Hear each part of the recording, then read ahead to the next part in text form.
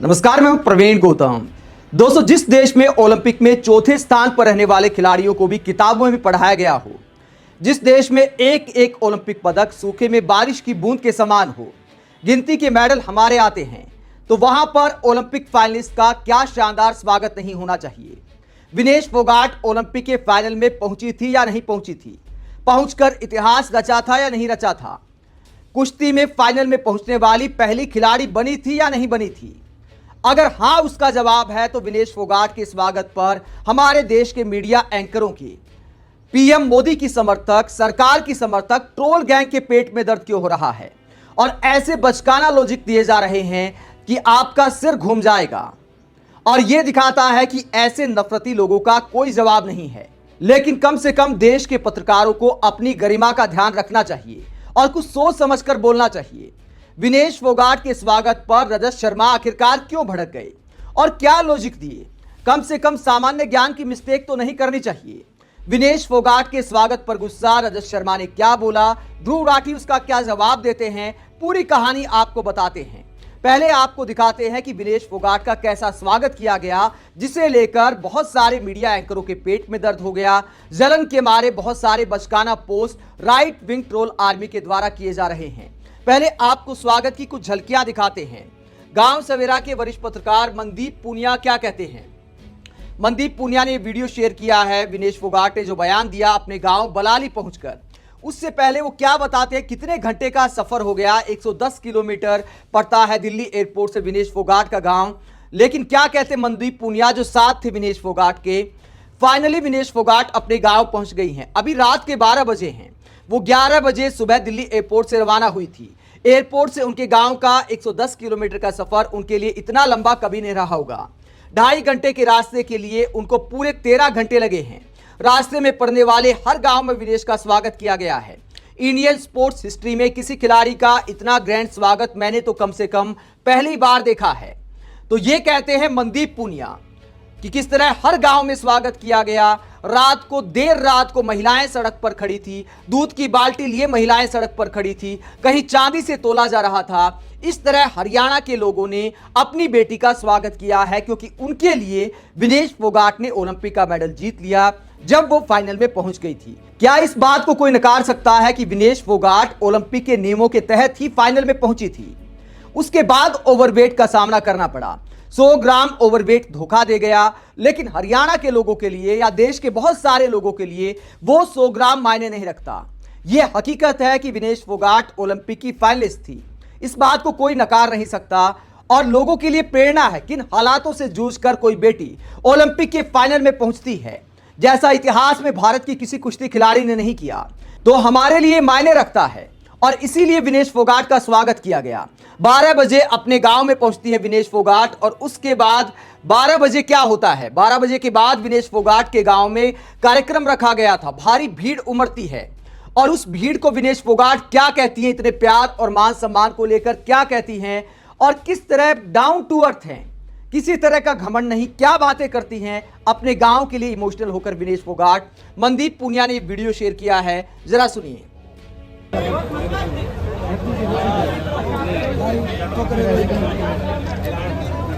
मेरे जितने भी बड़े बुजुर्ग, मेरी माताएं, मेरी ताई जी, मेरी चाची, मेरी भाभी, मेरे भाई, मेरा पूरा परिवार,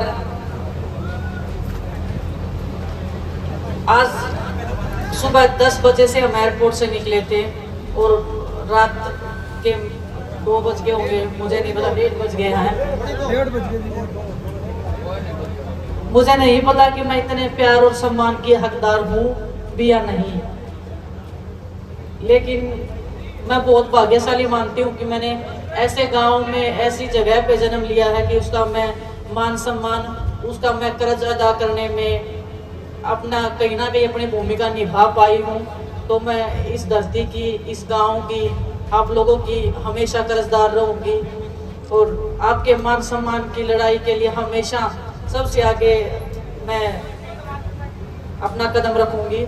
और मैं चाहती हूँ, दिल से चाहती हूँ कि अपने गांव में हर एक घर से एक मेरी बहन ऐसी निकले जो मेरे जितने भी रिकॉर्ड है, जितने भी रेसलिंग में रिकॉर्ड है वो तोड़े, क्योंकि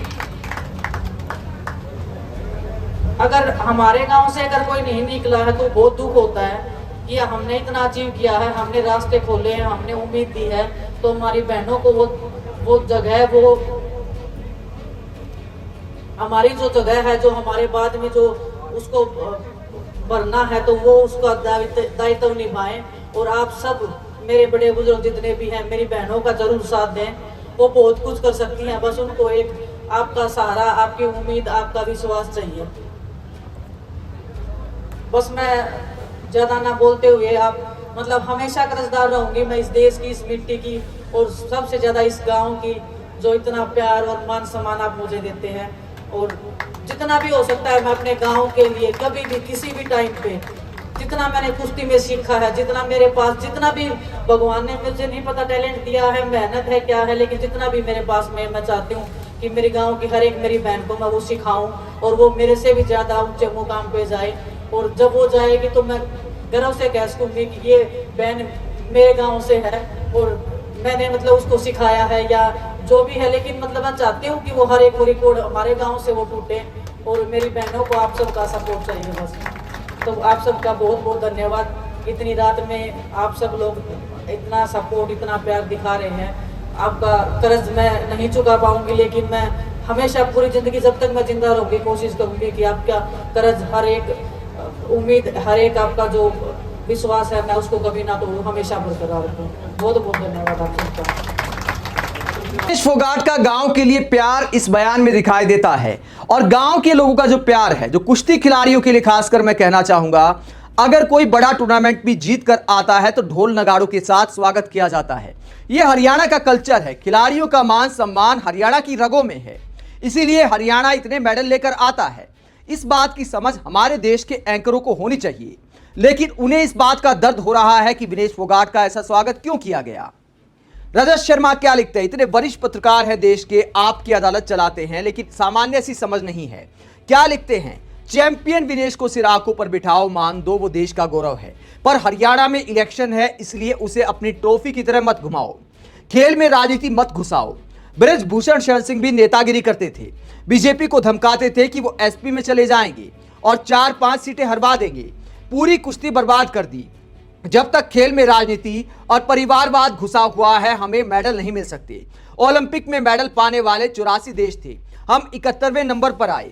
जरा सा नीदरलैंड 6ठे नंबर पर है, छोटा सा कोरिया 8वें नंबर पर है।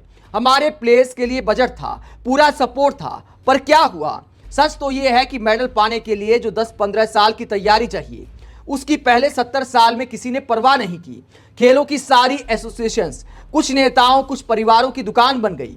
ये अभी भी पूरी तरह बदला नहीं है, पीछे से वही चलाते हैं। अब भी हम सुन रहे हैं कि विनेश को राज्यसभा में ले जाएंगे, मनु भाकर को असेंबली चुनाव लड़वाएंगे। अब प्लेयर्स को लेकर या तो राजनीति हो सकती है या सारा फोकस मेडल लाने पर हो सकता है, दोनों तो नहीं हो सकते। अब रजत शर्मा की बातें कितनी बचकाना है।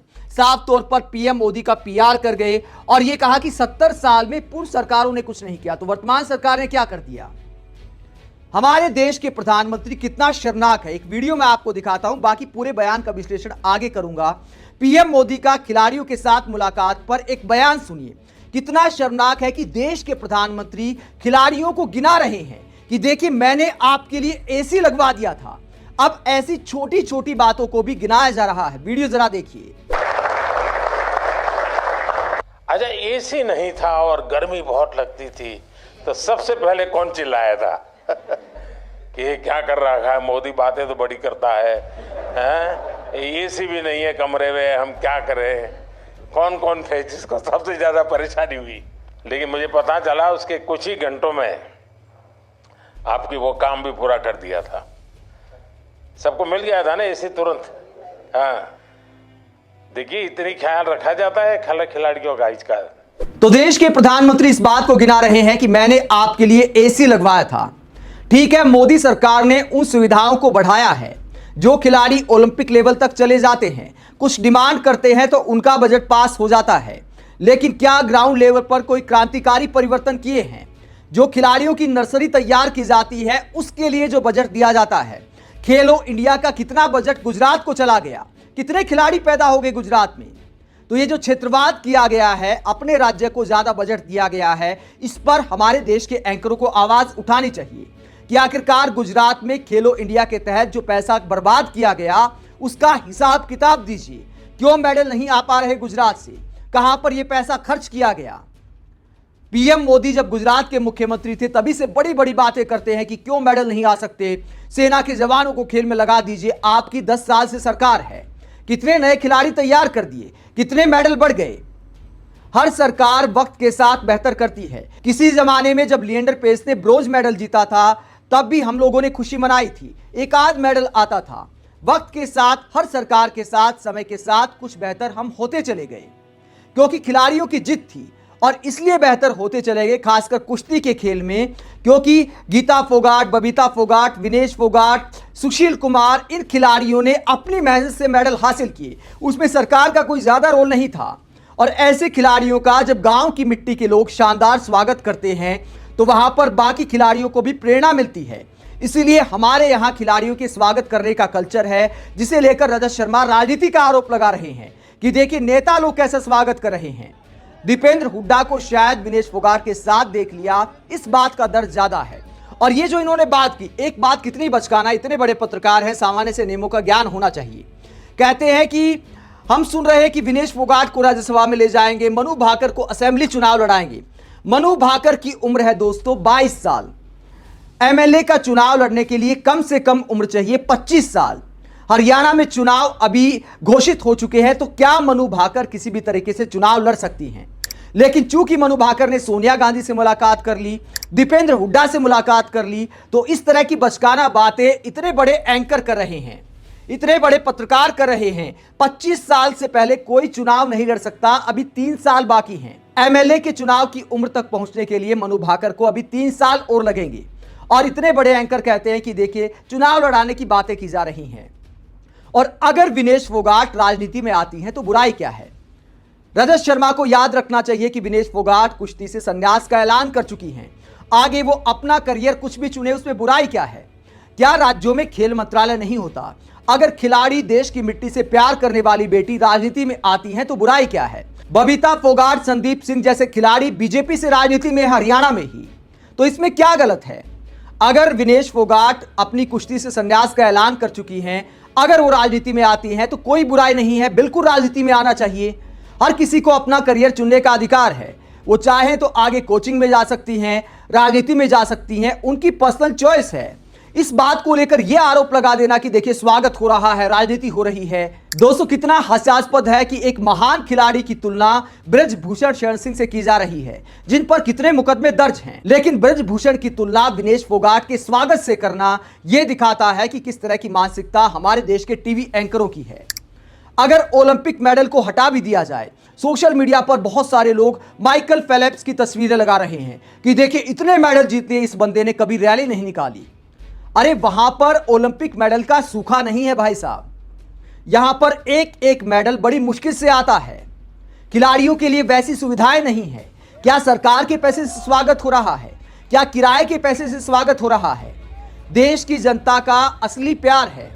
आधी रात को भी, रात को 1:30 बजे 2 बजे इतनी भारी भीड़ विनेश फोगाट के स्वागत में बैठी है, तो वो किराए की भीड़ नहीं है, वो चैंपियन बेटी के लिए, अपने गांव की बेटी के लिए आम जनता का प्यार है। ऑस्ट्रेलिया से तुलना कर रहे हैं, अमेरिका से तुलना कर रहे हैं, शर्म आनी चाहिए। एक बेटी को नीचा दिखाने में आप कितना गिरेंगे। हमारे देश में क्या ऑस्ट्रेलिया, अमेरिका, इंग्लैंड की तरह राजनीति की जाती है। रैलियों में कितना सरकारी पैसा भी पानी की तरह बहाया जाता है, और यहां पर जनता अपने पैसे से स्वागत सत्कार कर रही है। ओलंपिक फाइनलिस्ट का, उसमें भी इन लोगों के पेट में दर्द है। अगर ओलंपिक का प्रदर्शन हटा भी दें, आप लोग जो कहते हैं कि मेडल कहां आया, तो मेडल आपको दिखाते हैं। ध्रुव राठी ने ऐसे लोगों को करारा जवाब दिया है। ध्रुव राठी ने विनेश फोगाट का शानदार करियर दिखाया है। अगर देश के लिए इतने आधिकारिक मेडल जीतने वाली बेटी, ओलंपिक मेडल भी हम जैसे लोग तो मानते, फाइनल में पहुंच गई तो हमारे लिए मेडल है, लेकिन जो लोग नहीं मानते उनके लिए आधिकारिक मेडल की टैली दिखाई है ध्रुव राठी ने।